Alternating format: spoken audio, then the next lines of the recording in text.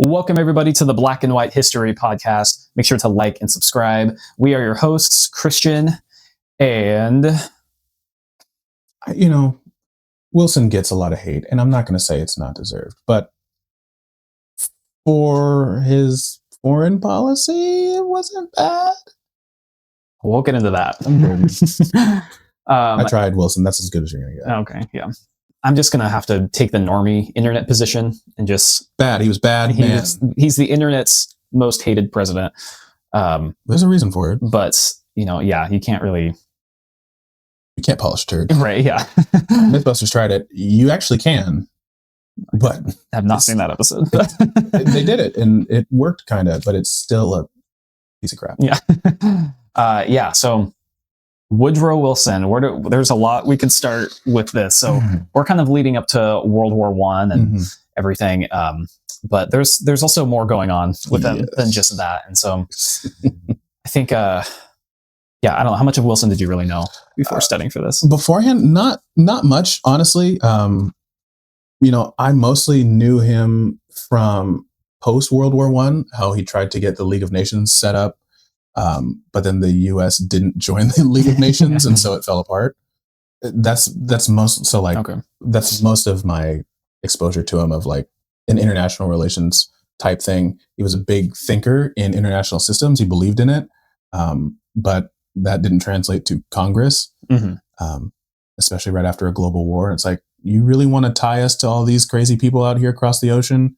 Because they just got into a big old war, and like a million bajillion people died. So we want to be even closer to them in case this happens again. He's like, yes. And they're like, no. And so he's like, oh, well, I tried. Yeah, I think his legacy kind of comes down to a couple different sides, because like I said, there's so much anti-Woodrow Wilson video content and podcasts. So we're going to take the affirmative. Yeah, right. But if you look at, C-SPAN's presidential thing, he's like ranked 9th. No, he's not. Really? Yeah. Above, he's probably ranked above Taft, honestly. Yeah. I mean, Taft is kind of like a middle. He's a C-tier president, honestly. But usually C-SPAN is very critical of... Well, here's my thing, and this is because it's not just like C-SPAN. It's like they take these out of like surveys. Yes, aggregates. Just like the historian class and everything. And I think the difference is just whether or not you like the idea of a really strong administrative state. Yeah. And generally academia or academic historians lean more liberal and progressive in that way than, because you look at universities and just kind of like how all that... They are institutions funded by the government. Yeah. So and so you have people who come up through those institutions and then they're like, hey, this was great. So you made my job possible. You're a good guy. Yeah. And so you have someone like Wilson, who is pretty much, was very public in the idea that he wanted the administrative state, or like the executive branch, to try to run everything, at least push it as far as it could go. So if you're a small government conservative, then you're probably not going to like that very much. Right. But, if you're a Princeton PhD graduate who, then you're going to have a different opinion about that. So I think that's kind of where some of the divide is on it. That's fair. But honestly, there's a lot to not like about him, even if you don't like that. At least with something I think everyone can agree with is his overt racism. Yeah, generally viewed as a negative mark on any person, president or not, is your hatred of other people based on immutable characteristics. That's generally frowned upon. And even for his time, people were like, Woody, that's a little racist, man. Yeah, I hate the excuse of, well, everyone was kind of racist if by those standards. But even by the standards of 1910, he was still super racist. So. You know how racist you got to be considered racist in 1910? That's pretty bad, man. I don't know. So you have that, and then you have like his failure of like the League of Nations and the the way he politicked out of and in World War I, I think is a lot of people may not know some of the behind the scenes stuff on that. And so I think there's a lot of critique in that area too. Yeah. Like I mentioned, like his economic ventures, and like he saw especially German the German government Mhm. as something like a big inspiration of what he wanted to bring to America. So it's the Mhm. idea of like expanding the executive branch and um, creating way more taxes Mhm. and things on like businesses and Right. things like that. So I mean, not that I can. Okay, let's see. Where do we want to go from here? I mean, we'll just start at the beginning, I suppose. He's Virginia. He was born in Virginia, right before the Civil War. Mhm.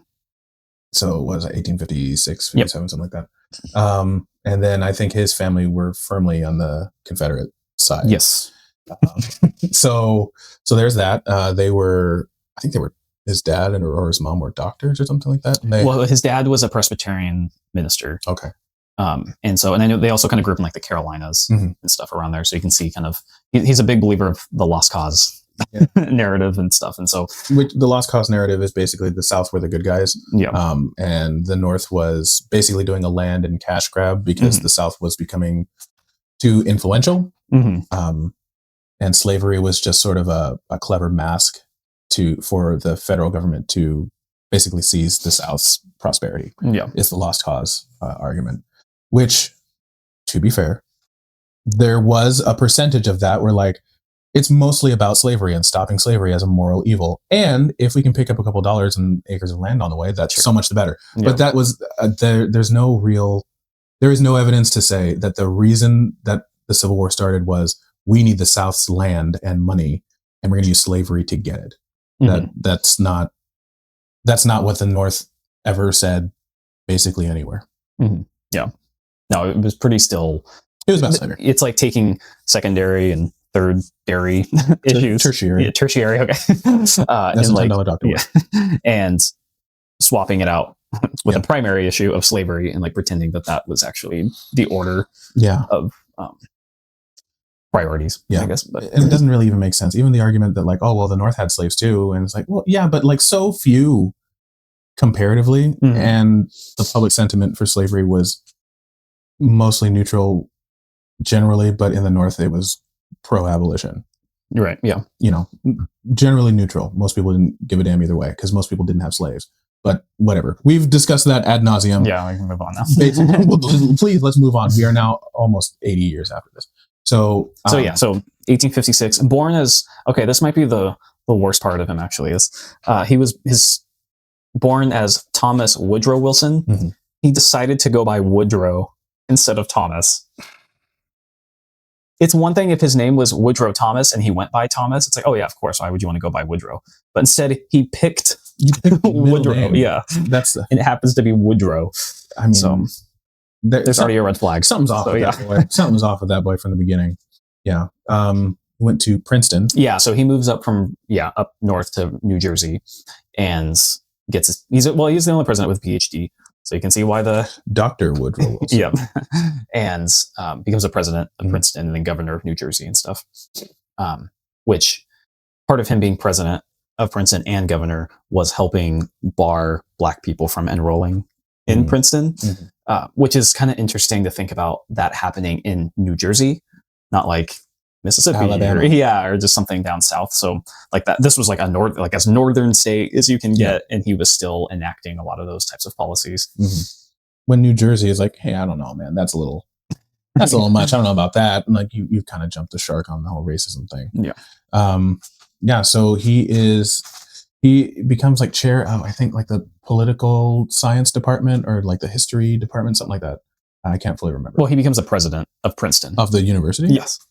Wow. So ipso facto, I'm still right because he's in charge of the whole university, which includes the political. No, which is not an insignificant thing. Mm-hmm. But it also very clearly sets him up as he's not a war hero, he's not a soldier, he's not really a lawyer, he's an academic, which is a good thing and a bad thing because you want someone who can understand and articulate complex theoretical ideas. Also, part of being like a professor or a teacher is being able to communicate those complex ideas to people who don't understand them, so that, hey, we can, this highfalutin thing that no one's really ever thought of, I'm going to explain it to you in a way that might make sense to you so that we can all intellectually get on board with why we're doing this. That's admirable and useful for sure. So president of Princeton, governor of New Jersey, And then he runs for president in 1912. So he's only governor a couple years. Yes. And then really only wins because of the shoe-in he gets, because the Republican ticket is now split between Taft and Roosevelt. And even though together one of them would have won. Yeah, right. He ends up, it's kind of the false majority, I guess, where it's like the idea of like 40% agree with this thing, 20% agree with this, 20% agree with this, 20% agree with this. Well, again, the majority agree. Well, actually, no, the majority don't agree with that position. Yeah, it's the majority versus plurality. Yeah, okay, yeah. So, like you said, 40% of people agree with this, which is technically, if you're viewing it as 100%, 40% is not a majority. Yeah. But if it's 40%, 20%, 15%, 5%, it's still not the majority out of the 100. Mm-hmm. It's a plurality of them. So, and again, even with any sort of voting, like the vast majority of people don't vote. So the majority of people who voted, which is 20% of all people. So take it with a grain of salt. But he uses the division in the Republican Party to become president in 1912. I mean, can't blame him for it. No. I'll let them do their. It doesn't matter. Doesn't matter if it's by an inch or by a mile. Yeah. Winning is winning. Yeah. Family first. That's my Vin Diesel. Yes. I don't have a very good one. I thought it was a Rocky voice at first. I don't hear no bell. Winning is winning. I don't know. But yeah, so he becomes president, and then there's kind of this idea also, because we're still like in the progressive era of kind of reshaping the government, and well, at least just in terms of what the government can do. Yeah, and like trying to help the little guy kind of thing. But he ends up, I guess, taking that to a much bigger level. Let's say he took it too far. Yes. So, like I said, like he has a lot of like German economic sympathies and things like that. But at the same time, because he does a lot of like trust busting and things like that. So like the general stuff that was going on, but has really close ties to like the oil barons and the Rockefellers and stuff, who end up actually financing a huge amount of his presidential campaign. And so it is kind of weird, like the way he campaigned versus who helped him campaign, and the idea of that. And which ends up kind of being what gets us into World War I. I don't know if we can get into how some of that shaped up. I guess so.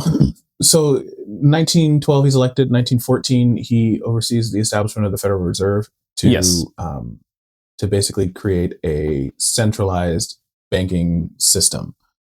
So it's not a bunch of individual bankers kind of going as they will. It's one federal centralized bank that sets the monetary policy, basically how we handle money. Monetary policy is different from fiscal policy. Fiscal policy is how we spend the money we come in. Monetary policy is how money is generated and how wealth is managed and blah, blah, blah.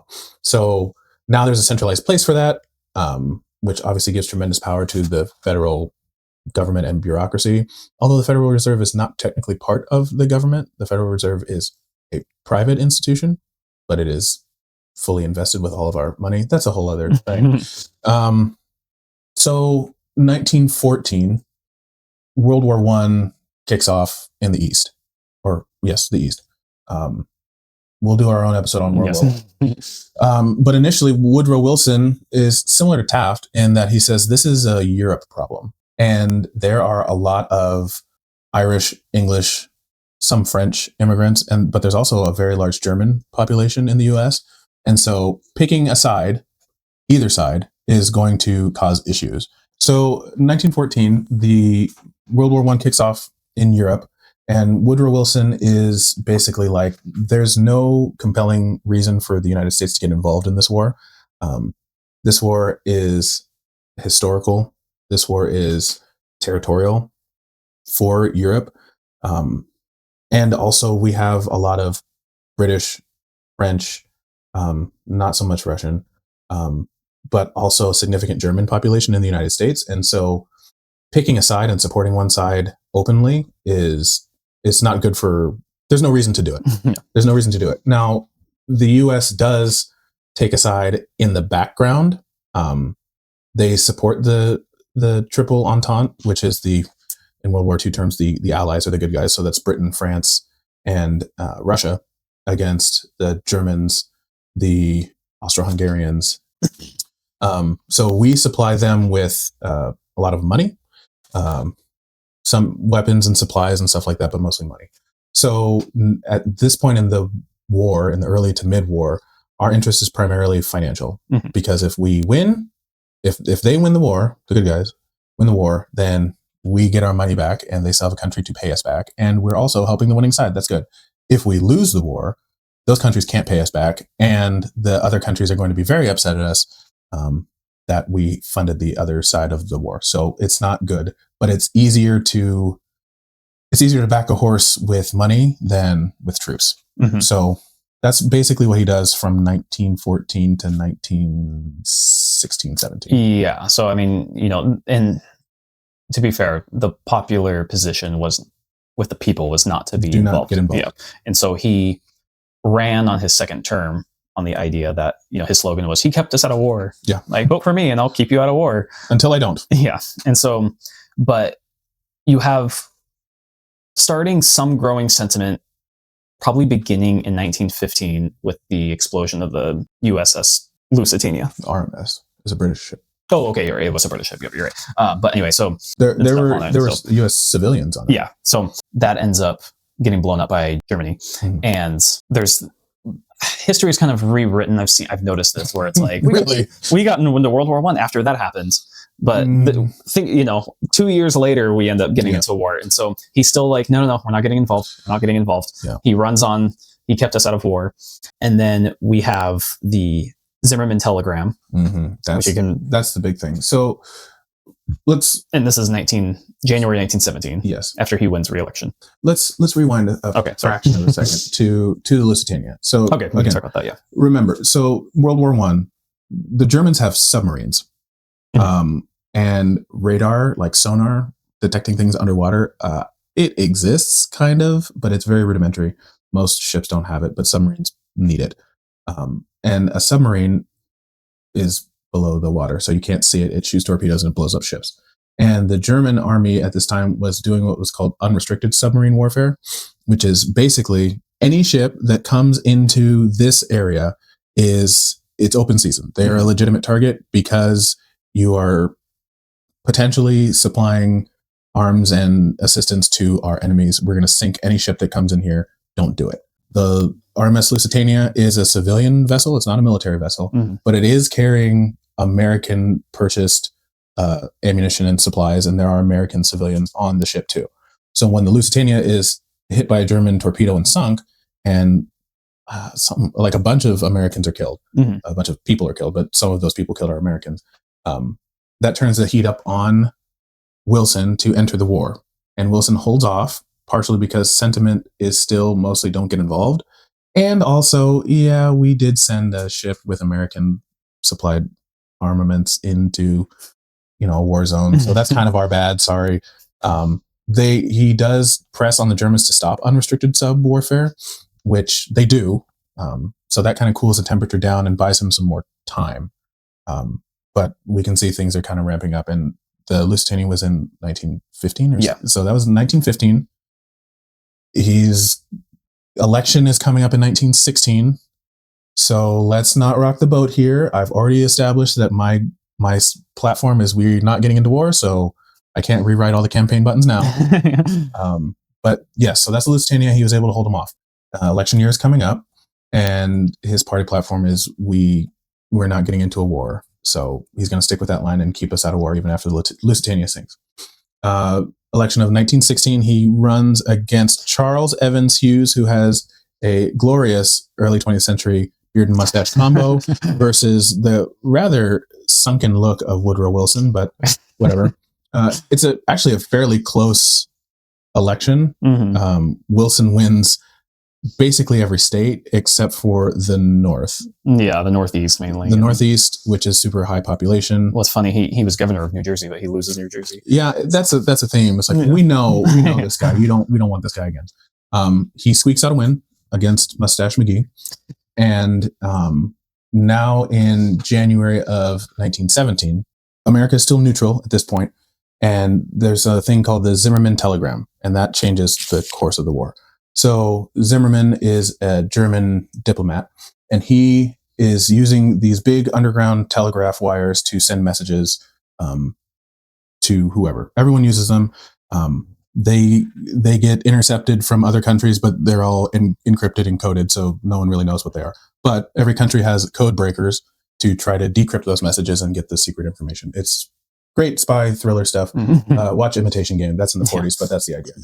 So America is still neutral at this point. So America allows Britain and Germany to use American diplomatic telegraph cables. So, and again, all of this is encrypted, so most of the time they can't figure out what they're saying anyways. So the Germans send a message that is destined to go to Mexico. And in that message, it says, hey, Mexico, if you join with us and attack America, if we win, we'll give you back California and Texas. Now, the British intercept this message, they decode it, and they say, bloody hell, they're gonna do something. But here's the spy thriller issue. If the British tell the Americans directly that the Germans have sent this message to Mexico, now the Germans will know that the British have cracked their code, and they'll change it, and they can't intercept any more messages.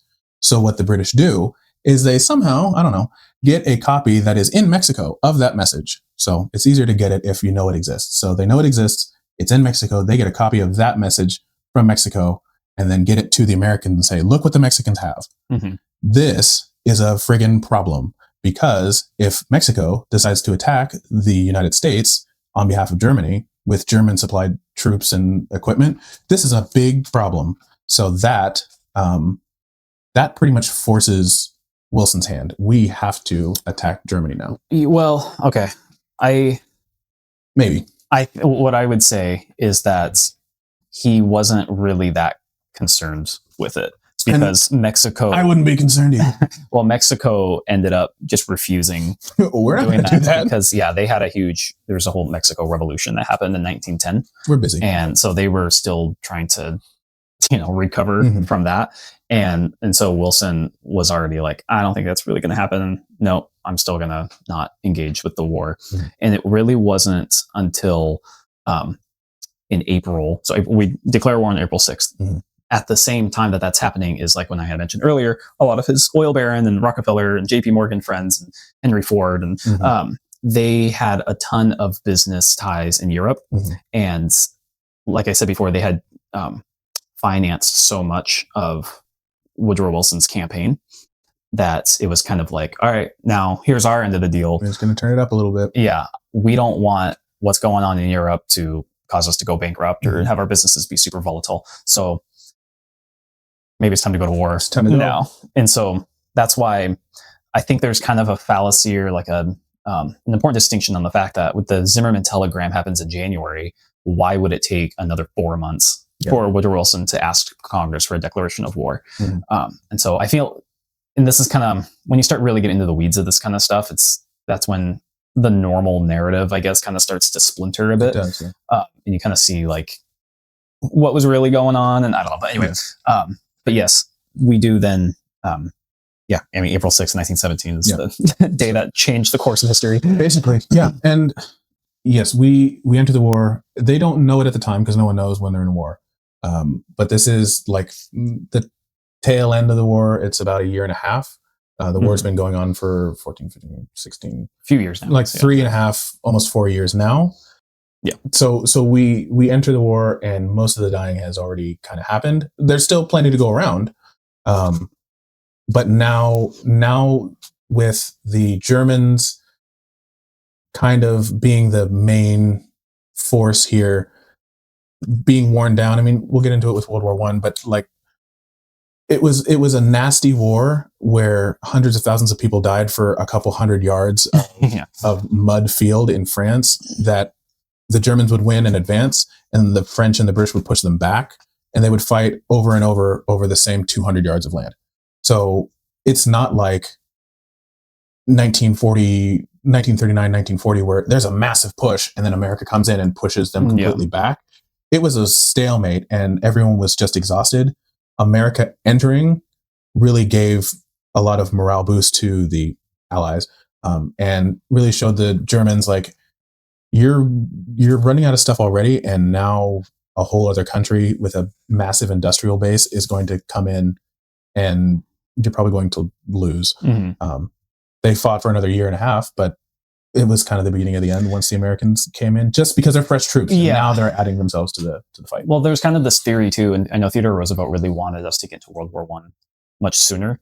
And I wonder why. Well, I think part of it was like, if we get into this right when it starts, it'll end way quicker. And so, but it's like, no, we're not going to get involved. Not going to get involved. 3.5 years go by, we get involved, and then within like a year and a half, it ends. Like, So there might be something to it. I mean, I don't know. We'll never really know, but no. And war is about people, but it's also about politics.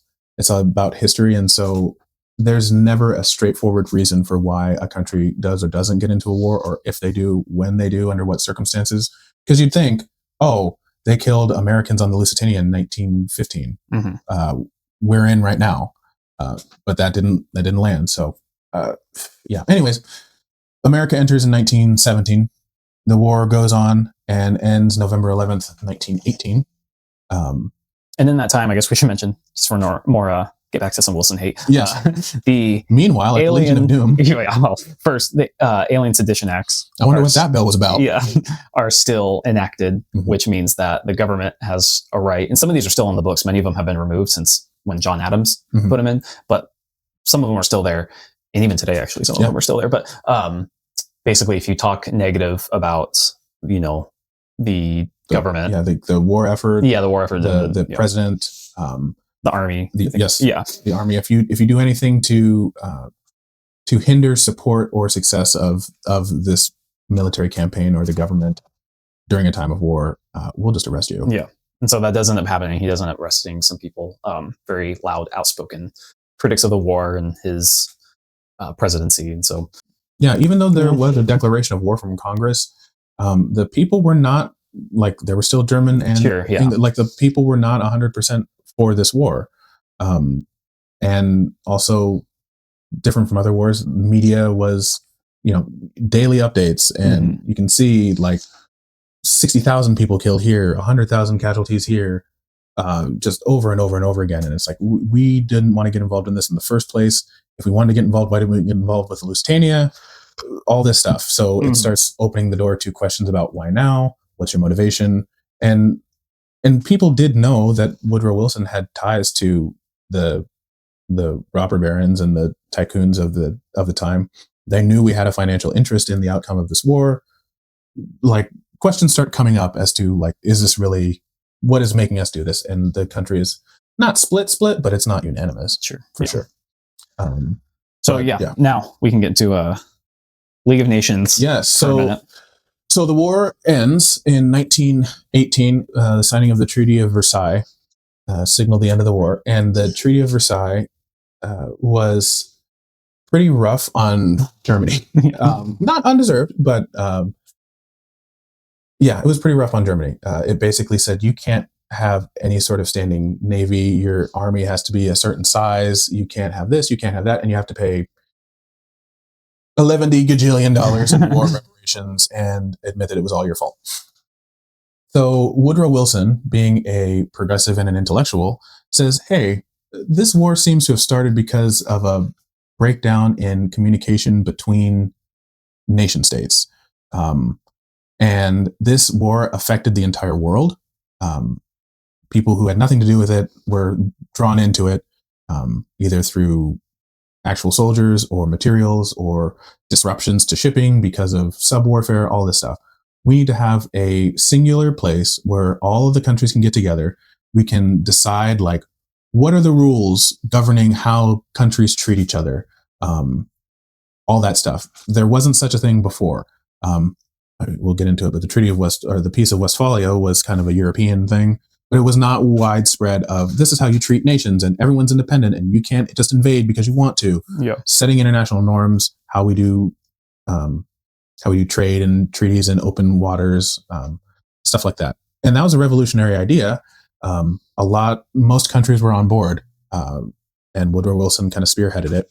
you want to talk about the 14 points? Yeah, I mean, it's kind of like a precursor to the UN. Yes. This is kind of what this comes down to. It is. It's the Articles of Confederation to the Constitution. It's the League of Nations to the United Nations. So basically, it's just the idea of like, let's reduce military instability. Let's just all be friends. It's kind of just like a come in the water's fine kind of thing. But bloody and muddy, and but it's fine now. But it was too.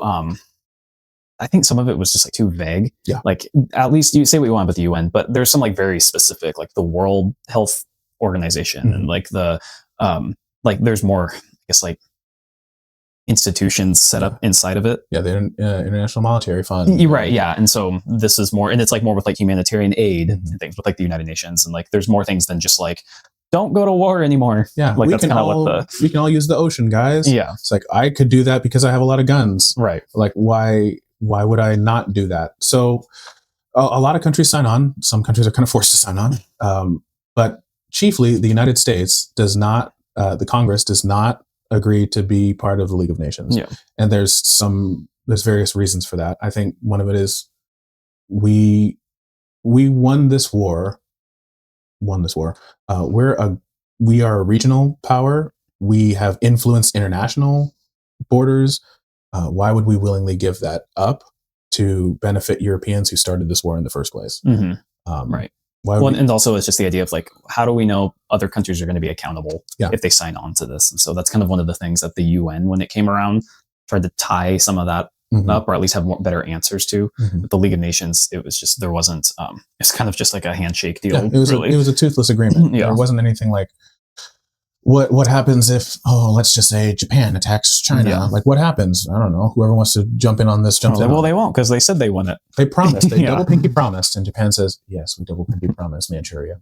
So, the U.S., which Woodrow Wilson spearheads it, and then his own Congress won't support it, that's not a good look internationally. It's like, if it's not good enough for the person who came up with it, for his country to sign on to it, and America is now, like, we are somewhat depleted after being part of World War I, but nowhere near Britain, France, and Germany. We are the military power, even Russia. We are the military power. We are the captain now. We have the people, we have the infrastructure, and the industry to do it.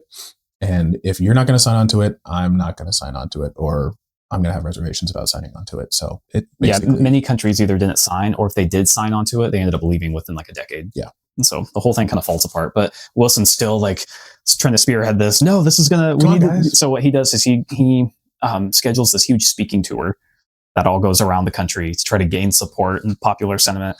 And where's Algeria? Yeah, trust me, it's important.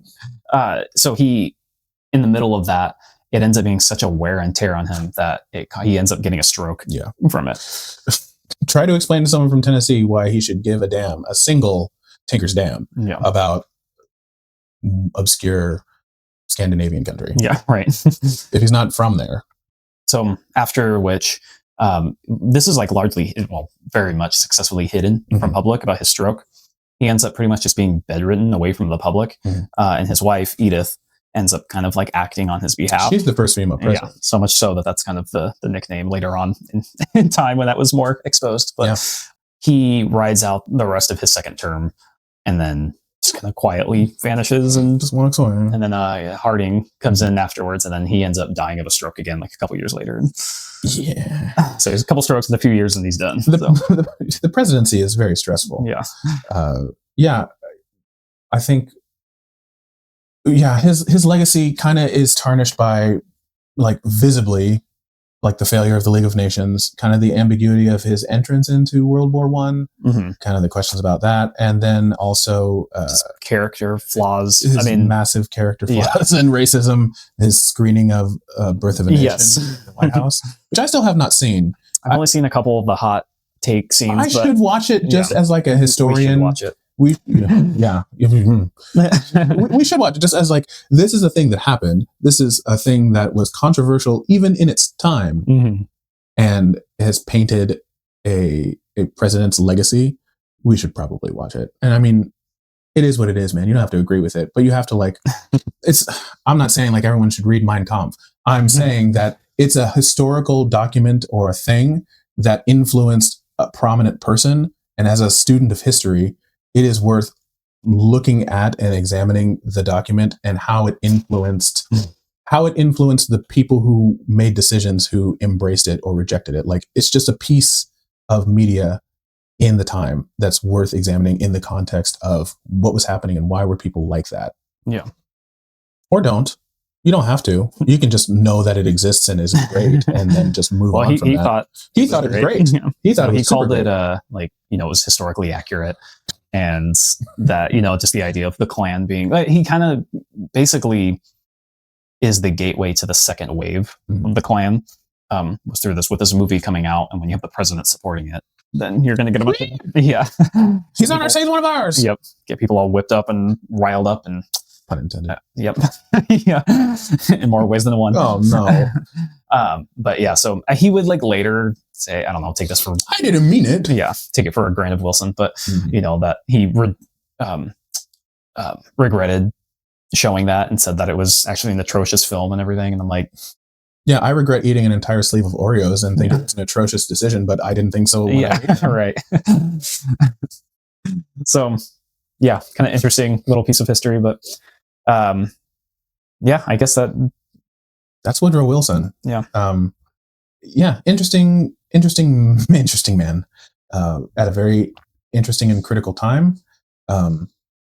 Again, like the United Nations is an echo of the League of Nations, which is based on kind of his thought experiment. And, you know, were he not such an academic, you know, highly educated, formally educated, would he have come up with these 14 points?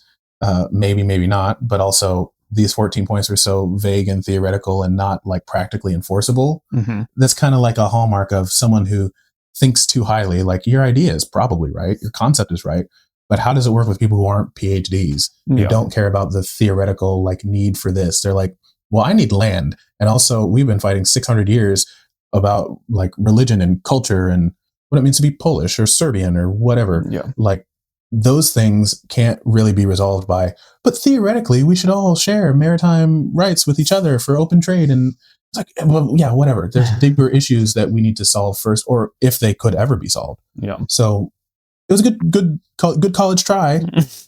Maybe, I don't know. Oh, he only lived a couple years after. So. Yeah. What difference does it make, I guess? So. Sorry, Woody. You had your shot.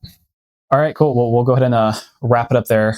Do we get to talk about the actual war now? We're getting closer. I know we've been waiting a long time. Tanks and mustard gas is my favorite. Okay. Anyway, make sure to like and subscribe, and we'll see you next time.